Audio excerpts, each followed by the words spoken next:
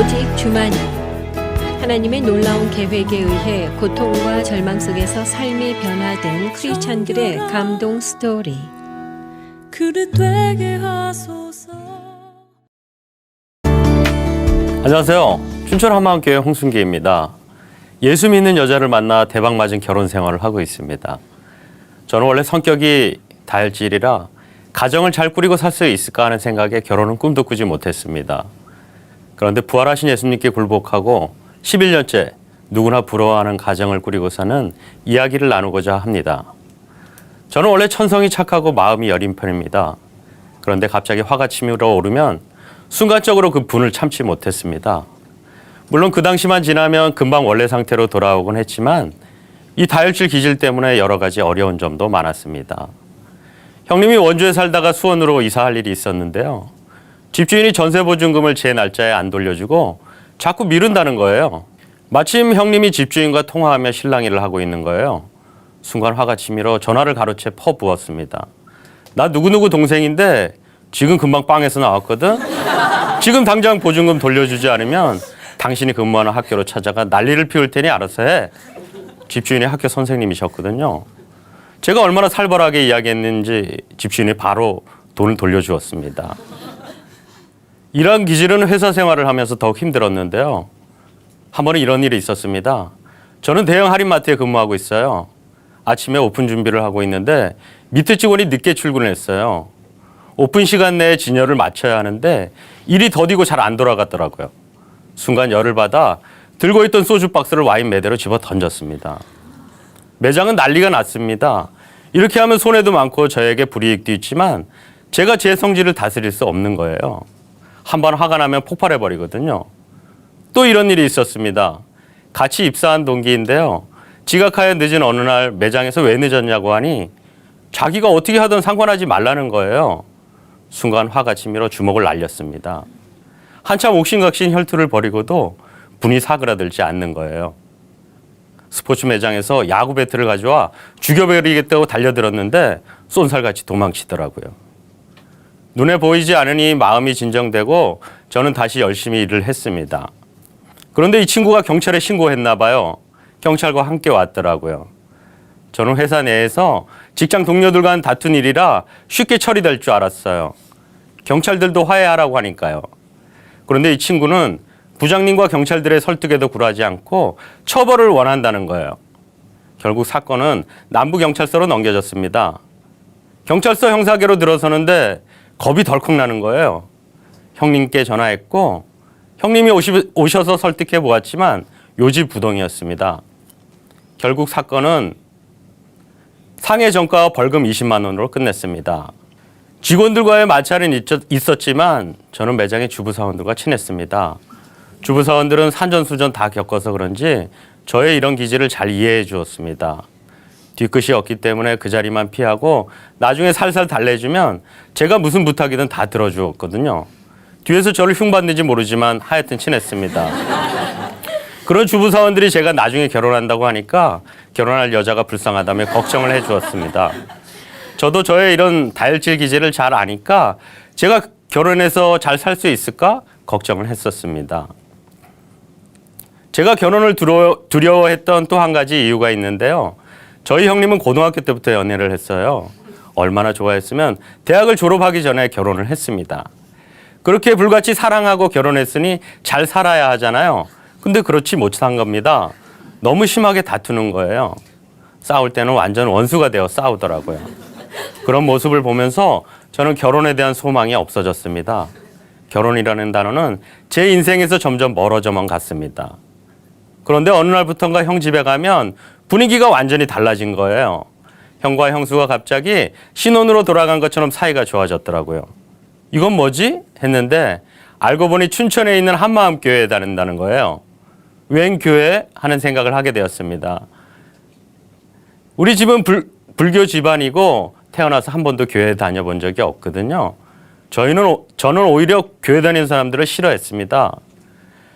자기중심적이고 가식적이라는 편견이 있었거든요. 중학교 때 학교를 빌려 수련회를 온 교회 사람들을 본 적이 있어요.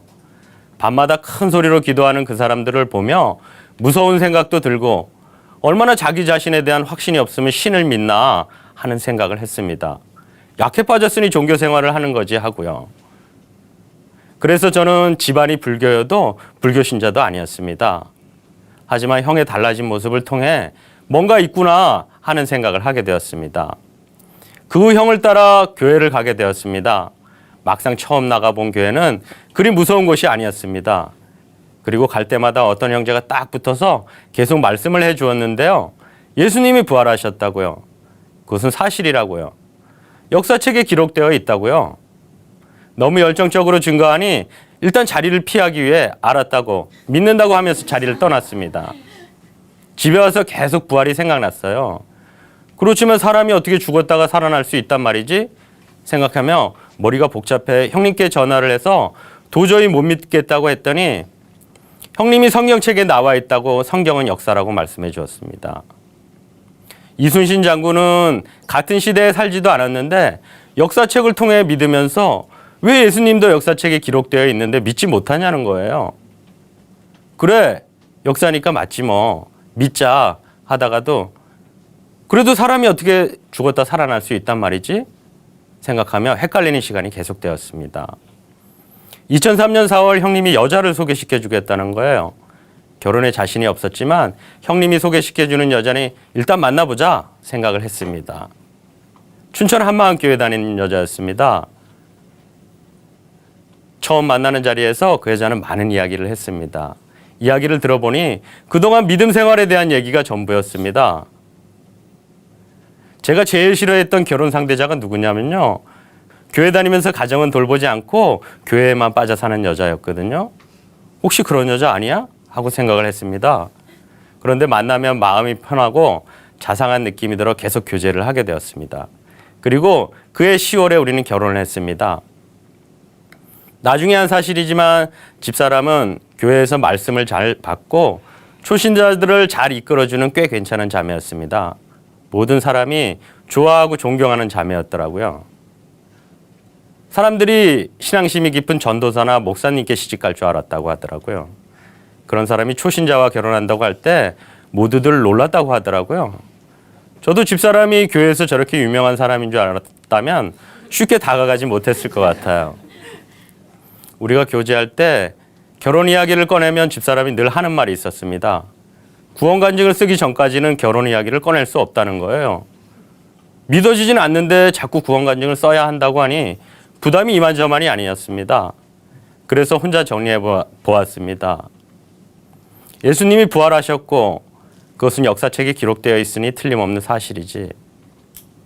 그런데 예수님이 부활하신 이유가 우리의 주인이 되기 위해서래. 그러니까 그분을 나의 보스로 모시고 살면 되는 거 아니야? 잘 됐네. 어차피 누구나 삶의 모델은 필요한 법인데 그분을 나의 보스로 모시고 모델로 따르고 살면 되지 뭐. 하고 예수님은 나의 보스란 제목의 간증을 기록했습니다. 이제 와서 생각해보니 저에게 예수님은 하나님이 아니었습니다. 저의 완전한 주인이 아니었습니다. 그저 보스로 모시고 따르려고 했던 것뿐입니다. 주인이 바뀌지 않은 채 내가 주인인 채 예수님을 따르려고 한 것입니다. 그러니 제 신앙생활이 힘들 수밖에 없었습니다. 결혼은 어느 날 후배 한 명이 집에 놀러 왔는데요. 집사람이 복음을 전했고 잘 믿어지지 않는다는 후배에게 제가 조언을 했습니다. 부활을 믿는 건 쉽지만 그 다음부터 힘들어. 기도도 많이 하고 성경도 열심히 읽어야 해. 그게 힘들거든. 이렇게요. 후배가 돌아간 뒤 집사람이 저를 조용히 부르더군요. 여보, 당신은 신앙생활이 힘들고 어려워요? 저는 당연한 거 아니냐고 말했습니다. 그런데 집사람이 이렇게 대답하는 거예요. 여보, 아니야. 나는 부활하신 예수님을 만난 처음부터 신앙생활이 즐겁고 행복했어요. 만일 신앙생활이 그렇게 힘들고 어려운 길이라면 어떻게 믿으라고 전도할 수 있겠어요? 나 같으면 안 믿겠다 하고요. 저는 깜짝 놀랐습니다. 집사람은 신앙생활이 그리 어려워 보이지 않았습니다. 즐겁고 행복해 보였지만 저는 힘들었습니다. 집사람은 신앙생활이 오래되었기 때문에 높은 경지에 이르렀다고 생각했고 저도 열심히 하면 저렇게 될 수 있을 거야 생각을 했는데 그게 아니라고 하는 거예요. 아니라고 하니까요. 결혼 후 집사람은 본인의 사명대로 작은 교회를 세우고 제자들을 양육했습니다. 제가 싫어했던 교회 여자들처럼요. 그런데 집사람은 가정도 잘 챙기고 남편인 저도 말씀에서처럼 줄을 대하듯 해주었어요. 정말 좋았습니다. 결혼 생활이 너무 편했어요. 결혼을 늦게 한 게 너무 후회되더라고요. 집사람은 원래 잘 돌아다니거나 낯선 사람과의 만남을 그리 즐겨하는 편이 아니었습니다. 그런데 일주일에 5군데의 작은 교회 예배를 드리고 있었어요. 저는 직장 특성상 주일날 못 쉬고 평일날 쉬는데요. 길치인 집사람이 낯선 곳에 다니는 것을 힘들어해 같이 다니기로 했습니다. 작은 교회 요일을 조정하여 쉬는 날마다 아침 저녁으로 예배를 드렸습니다. 뜻밖의 즐거움도 있었습니다. 물론 집사람이 해주는 요리도 맛있었는데요. 집사람은 초보주부잖아요. 그것은 사랑으로 맛있었죠. 그런데 예배를 다니다 보니 베테랑 주부들이 맛있는 점심을 대접해 주는 거예요. 진짜 맛있었습니다. 그 맛은 지금도 잊을 수가 없습니다. 이렇게 밥을 먹으러 예배를 따라다니다 보니 믿음은 들음에서, 들음은 그리스도의 말씀으로 말미암는다고 저에게도 믿음이 생기기 시작했습니다. 눈을 뜨게 된 것입니다. 이렇게 일주일에 5군데의 작은 교회 예배를 목사님의 주일 설교 말씀으로 드리는데요. 맨 마지막 집에서는 제가 말씀으로 권면할 정도로 말씀이 제 마음에 가득하고 기쁨이 임하더라고요. 이렇게 부활하신 예수님을 자꾸 들으면 제 머리가 단순해지는 거예요. 그런데 회사에 나가면 머리가 복잡하고 생각이 많아지는데 부활하신 예수님을 자꾸 들으니까 제 머리가 상쾌해지고 제가 어떻게 살아야 하는지가 정확히 보이더라고요. 뭐가 진짜고 뭐가 가짜인지 알겠더라고요. 그때서야 알았습니다. 부활하신 예수님께 굴복하는 것이 무엇인지. 부활하신 예수님 앞에서 내 생각, 내 느낌이 다 떨어져 나가는 거였어요. 오직 부활하신 예수님과 그 말씀만 진리로 딱 남는 것, 그것이 바로 굴복이더라고요. 예수님이 부활하셨어도 그분을 주인이라고 말해도 여전히 내 생각과 내 감정을 고수하고 있는 것이 바로 내가 주인된 죄더라고요. 내 생각을 고수하면서 예수님을 따르려니 힘든 거였어요. 그것은 주인이 바뀌지 않은 채 신앙생활을 하는 거였더라고요. 예수님은 제가 한 발자국 뒤에 서서 애써 따라야 할 그런 보스가 아니라 저의 삶을 함께 살아주시는 주인이었습니다. 그분이 제 마음에 들어오시는 거였어요. 그러니 제 마음에는 제 생각이 있는 것이 아니라 그분의 말씀만 있는 것이 정상이었습니다. 그제서야 집사람이 했던 말이 무슨 말인지 다 이해가 되더라고요. 그때부터 집사람처럼 기분 좋고 상쾌한 신앙생활을 시작하게 되었습니다. 사실은 제가 이 다혈질 기질 때문에 저의 결혼 생활을 엄청 걱정했었잖아요. 그런데 집사람은 저를 예수님 대하듯 대접해 주지. 쉬는 날은 예배 드리러 다니느라 바쁘지. 그러니 분을 낼 상황도 아니었고 분을 낼 필요도 없었습니다.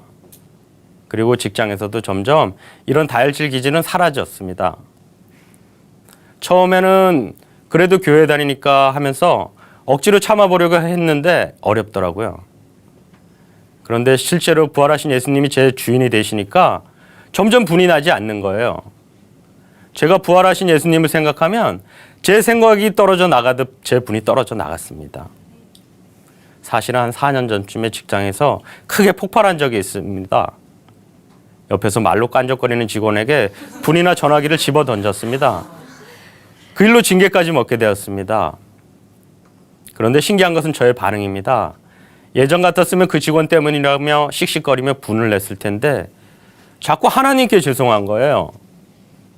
제 마음에 예수님만 계셔야 되는데 제가 분노를 들여놓았으니 도저히 고개를 못 들겠더라고요. 바로 하나님께 회개하고 그 직원에게도 용서를 구했습니다. 그 이후 직장에서 크게 폭발한 적이 없습니다. 오히려 직원들을 위해 기도하다 보니 저를 품어주신 예수님의 사랑이 얼마나 큰지 알게 되었습니다.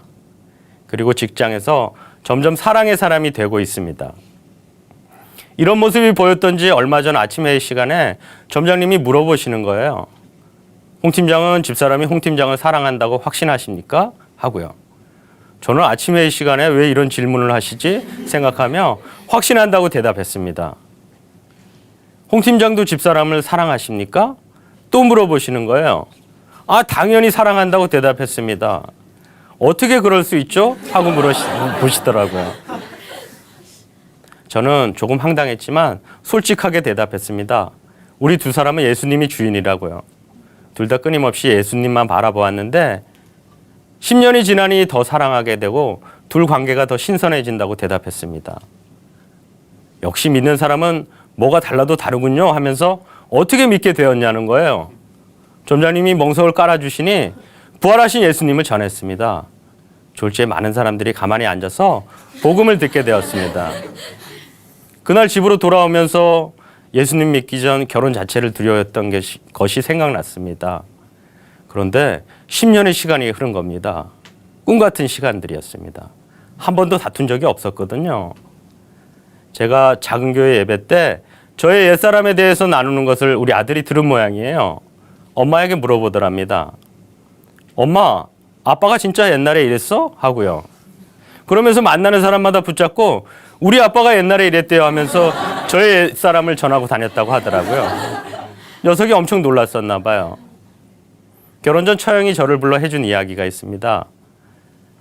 삼각형을 그리면서 두 부부가 서로를 바라보면 절대 답이 없다. 둘 다 끊임없이 예수님께 집중하고 그분께만 올인해야 된다고 말해 주었습니다. 그러면 둘 사이가 점점 더 가까워진다는 거예요. 그런데 결혼 11년 차가 되니 그 말이 정말 맞더라고요. 저희 두 사람은 예수님께만 초점을 맞춰왔는데 세상 사람도 부러워하는 그런 부부가 되었더라고요.